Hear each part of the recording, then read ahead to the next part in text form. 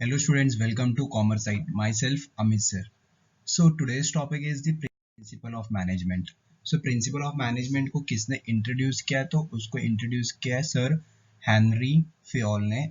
वो एक administrative theory दिया है मैनेजमेंट के लिए। अब मैनेजमेंट क्या होता है कि हमें कोई भी सिचुएशन को प्रॉपरली हैंडल करना है, तो हमारे लिए कुछ उन्होंने एक थियरी दिया है। अगर ये थियरी को हम अच्छी तरीके से फॉलो करेंगे या उनके जो प्रिंसिपल्स हैं मैनेजमेंट के लिए उसको अच्छी तरीके से फॉलो करेंगे, सो डेफिनेटली ऑर्गेनाइजेशन में हमारे जो भी काम होंगे वो काम बहुत ही अच्छी तरीके से हो जाएंगे। तो हेनरी फ्योल सर का एक छोटा सा ब्रीफ इंट्रोडक्शन।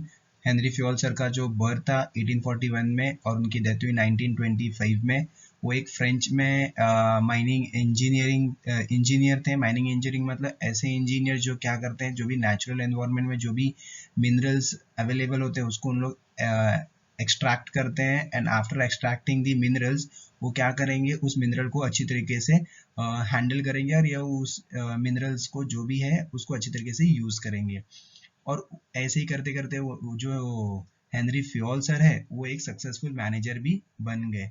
और और जैसे जैसे वो अपने कामों में बहुत अच्छी तरीके से काम कर रहे थे, अकॉर्डिंगली उनका पोजीशन भी एक इन माइनिंग इंजीनियर से एक चीफ मैनेजिंग डायरेक्टर की भी उनको एक पोजीशन दी गई। सो अभी after conducting many experiment, sir ने क्या किया था, हेनरी फ्योल सर ने क्या किया था, बहुत सारे एक्सपेरिमेंट कंडक्ट किया। वो एक्सपेरिमेंट कंडक्ट करने के बाद उन्हें बहुत सारे एक्सपीरियंस मिले, बहुत सारे इन्फॉर्मेशन मिले, एंड अकॉर्डिंगली उन्होंने क्या किया, एक 14 प्रिंसिपल ऑफ मैनेजमेंट उन्होंने एक्सप्लेन किया उनके एक बुक में। उनका बुक का नाम था जनरल एंड इंडस्ट्रियल एडमिनिस्ट्रेशन। तो जनरल एंड इंडस्ट्रियल एडमिनिस्ट्रेशन करके उनका एक बुक है। उस बुक में उन्होंने क्या किया, ये 14 प्रिंसिपल्स ऑफ मैनेजमेंट इंट्रोड्यूस किया। और साथ ही साथ हम हेनरी फ्योल सर को बोलते हैं फादर ऑफ मॉडर्न मैनेजमेंट। ये मोस्ट ऑफ द टाइम ये जो क्वेश्चन है वो आता है या फिलिंग द ब्लैंक्स टाइप में आता है कि who is the father of modern management, तो answer will be Henry Fayol. ठीक है। सो फ्योल ने क्या किया, 14 प्रिंसिपल ऑफ मैनेजमेंट सजेस्ट किया या उन्होंने इंट्रोड्यूस किया, और ये हमारे लिए क्या हेल्प करेगा, तो हमें डिसीजन लेने के लिए काम करेगा। अपने मैनेजमेंट में जो भी हमें एक्शन लेना है, इवन ये एक गाइडलाइंस है। तो प्रिंसिपल्स क्या है, एक गाइडलाइंस है अपने ऑर्गेनाइजेशन को रन करने के लिए। सो सबसे पहला प्रिंसिपल बोल रहा है principle of division of work. तो पहला जो प्रिंसिपल है वो बोल रहा है division of work. Division of work मतलब क्या, कामों को बांट दो। अगर हमने कामों को डिस्ट्रीब्यूट किया अकॉर्डिंग टू द ग्रुप या अकॉर्डिंग टू द इंडिविजुअल, तो क्या होगा, काम बहुत ही अच्छी तरीके से होगा और कामों की क्वालिटी भी क्या होगी, बढ़ेगी। अभी ये जो काम तुम्हें बांटना है, ये काम कौन से वे में हम बांटेंगे, according to the quality and capabilities. हमारे एम्प्लॉयज की क्वालिटी को देखना है, हमारे एम्प्लॉय की कैपेबिलिटी को देखना है, एंड अकॉर्डिंगली हम क्या करेंगे, उनके कामों को बांटेंगे। तो जैसे अगर हमारे जो एम्प्लॉयज है, अगर सपोज वो टेक्निकली बहुत ही स्मार्ट हैं तो उनको हम टेक्निकल काम देंगे। फिनेंशियल जो है वो उनका बहुत ही स्ट्रांग है तो हम फिनेंशियल एक्टिविटीज उन्हें देंगे। ऐसे ही करके हम लोग क्या करेंगे, उनको बहुत सारे काम को क्या करेंगे, डिस्ट्रीब्यूट करेंगे, सो दैट वो अपने काम में क्या कर सके, इफिशियंसी और एक्सपर्टाइज ऑफ एम्प्लॉयज। मतलब इफिशियंसी मतलब वो अपने कामों में ज्यादा से ज्यादा परफॉर्मेंस ला सके, और वो एम्प्लॉयज भी क्या होगा, धीरे धीरे ऐसे काम करते करते क्या हो जाएंगे, वो एक एक्सपर्ट हो जाएंगे, और जिसकी वजह से हमारी जो प्रोडक्टिविटी लेवल होगी वो भी क्या हो जाएगी, हाई हो जाएगी। Basically principle of division of work में हमें यही देखना है कि हमें क्या करना है, अपने एम्प्लॉयज को या अपने डिपार्टमेंट को काम को डिवाइड करना है according to the capability and quality of the employees, और वो काम क्या होगा, अच्छी तरीके से होगा, समय से होगा, और क्वालिटी एंड क्वांटिटी भी कामों की क्या होगी, इंप्रूव होगी। सेकेंड जो प्रिंसिपल है अथॉरिटी एंड रिस्पॉन्सिबिलिटी। यस, अगर हमने कामों को अगर बांटा है अपने इंडिविजुअल्स को या अपने डिपार्टमेंट को, तो वो तो हमने उन्हें क्या किया, उनको हमने रिस्पॉन्सिबिलिटी दिया, हमने उनके ऊपर एक जिम्मेदारी दे दी, लेकिन वो रिस्पॉन्सिबिलिटी को परफॉर्म करने के लिए हमारे जो डिपार्टमेंट्स है, हमारे जो इंडिविजुअल एम्प्लॉयज हैं, उनको क्या करना पड़ेगा, अथॉरिटी देना पड़ेगा। क्योंकि अथॉरिटी के साथ हम लोग क्या कर सकते हैं, राइट डिसीजन ले सकते हैं। अथॉरिटी का मतलब होता है पावर।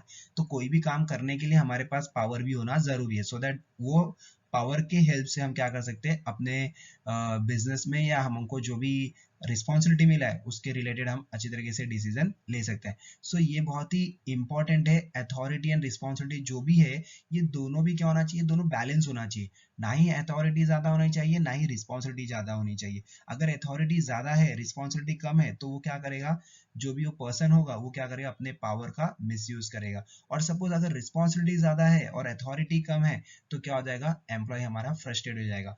मेक श्योर कि हमें दोनों में भी क्या करना है, एक बैलेंस रखना है, अथॉरिटी एंड रिस्पॉन्सिबिलिटी पे। फिर नेक्स्ट जो प्रिंसिपल है वो बोल रहा है कि डिसिप्लिन।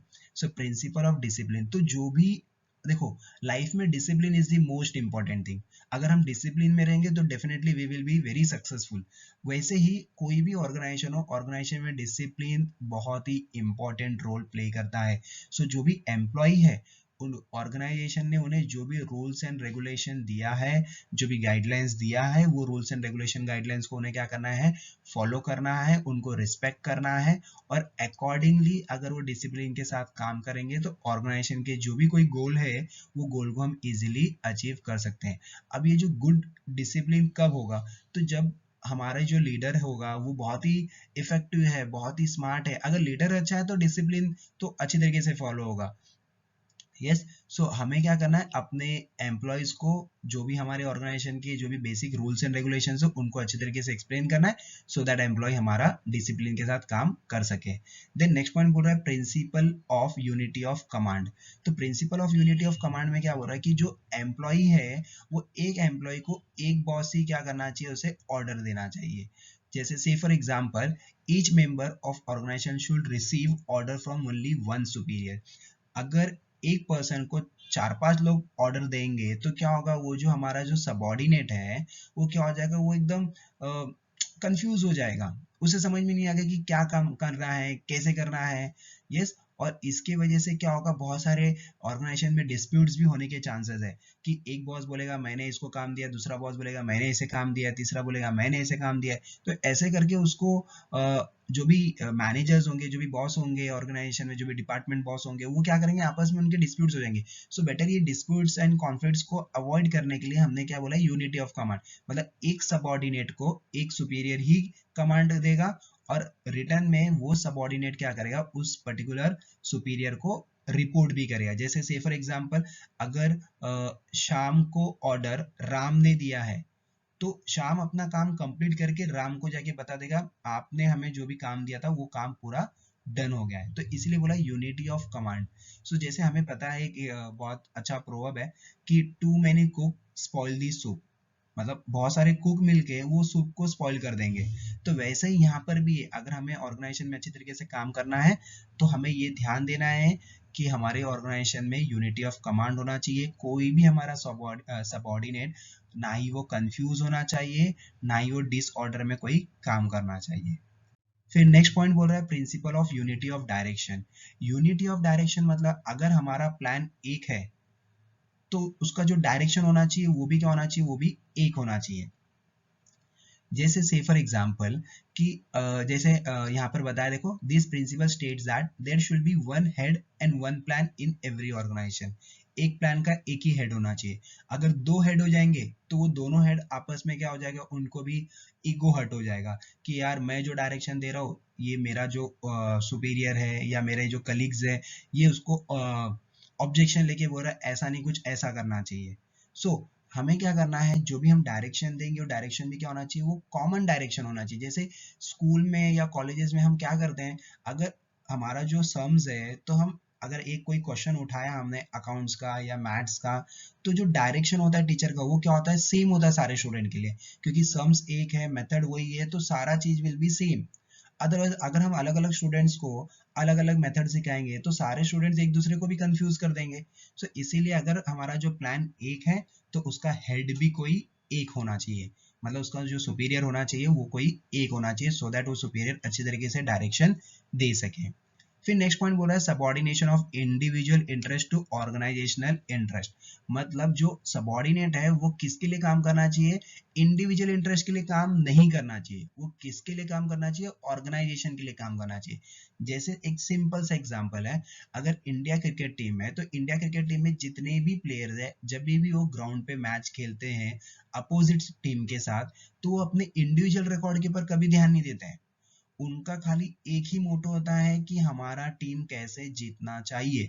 सो यहाँ पर भी सेम है principle of subordination of interest to organisational interest में, कि हमारे जो भी सबऑर्डिनेट हमारे ऑर्गेनाइजेशन में काम कर रहे हैं वो सबऑर्डिनेट सिर्फ और सिर्फ ऑर्गेनाइजेशन के लिए काम करना चाहिए। ऑर्गेनाइजेशन कैसे ग्रो होगा, ऑर्गेनाइजेशन का प्रॉफिट कैसे अचीव होगा, ऑर्गेनाइजेशन के और भी जो भी कुछ ऑब्जेक्टिव्स है वो कैसे अचीव होंगे, क्योंकि ऑर्गेनाइजेशन सक्सेस होगा सो डेफिनेटली सबऑर्डिनेट्स को भी उसका बेनिफिट मिलेगा।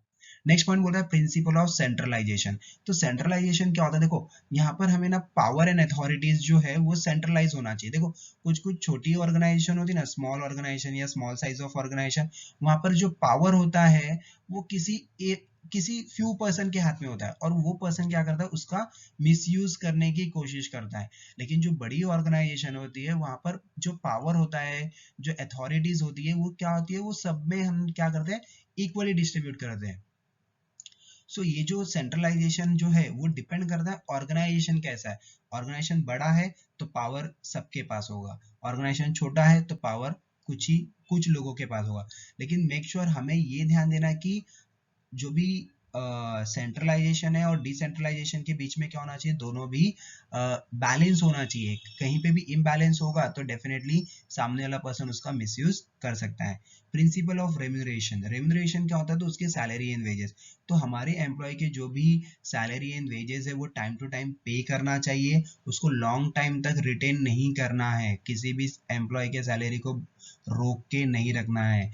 अगर अदरवाइज क्या होगा, अगर तुम उसे लॉन्ग टाइम के बाद उसकी सैलरी दोगे, मतलब एक महीने की सैलरी हो गई, अब उसको 2-3 महीने बाद दोगे तो उसके अंदर वो मोटिवेशन नहीं आएगा। और अगर सपोज तुमने टाइम टू टाइम उसको फेयर रेम्यूनरेशन दे रहे हो, मतलब जो भी उसका हिसाब किताब है भाई, जो भी उसका सैलरी है, वेजेस है, वो अगर तुम टाइम टू टाइम दोगे तो वो अपनी प्रोडक्टिविटी में भी क्या करेगा, और इम्प्रूवमेंट करेगा।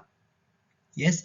और टाइम टू टाइम हमें उसके रेम्यूनरेशन को क्या करना है, रिवीजन करना है। रिवीजन करना है मतलब उसमें टाइम टू टाइम हमें क्या करना है, इंक्रीज करना है। अगर हमारा एम्प्लॉय बहुत अच्छे तरीके से काम कर रहा है, सो मेक श्योर कि उसकी सैलरी को भी क्या करो, उसको हाइक दो। यस।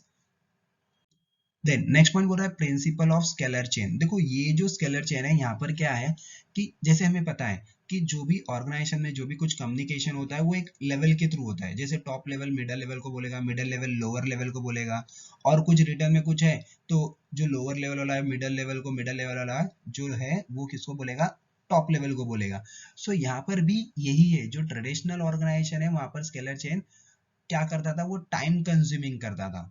मतलब अगर जैसे यहाँ पर मैंने डायग्राम में बताया है एक, तो डी को अगर कुछ कम्युनिकेट करना है, ये जो लोअर लेवल वाला है तो वो सी को बोलेगा, सी वाला बी को बोलेगा, बी वाला फिर ए को बोलेगा।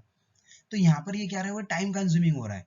और सपोज कि जो डिसीजन लेना है हमें वो बहुत ही इंपॉर्टेंट डिसीजन है, या हमें जो भी कम्युनिकेशन करना है अपने टॉप लेवल से वो बहुत ही इंपॉर्टेंट कम्युनिकेशन है। अदरवाइज क्या होगा कि शायद से अगर डिले होगा डिसीजन में या कम्युनिकेशन डिले होगा, सो क्या होगा, हमारे ऑर्गेनाइजेशन के लिए लॉस हो सकता है। सो इसीलिए फेयोल ने क्या बताया कि हम क्या करेंगे, गैंग प्लैंक लाएंगे। गैंग प्लैंक में क्या होगा कि सपोज अगर जैसे मैंने यहाँ पर नीचे बताया कि डी को अगर कम्युनिकेट करना है जी से, तो वो डायरेक्टली डी क्या कर सकता है, जी से कम्युनिकेट कर सकता है विदाउट फॉलोइंग दी डी से सी, सी से बी, बी से ए, और ए ई को जाएगा, एफ को जाएगा एंड देन जी को जाएगा।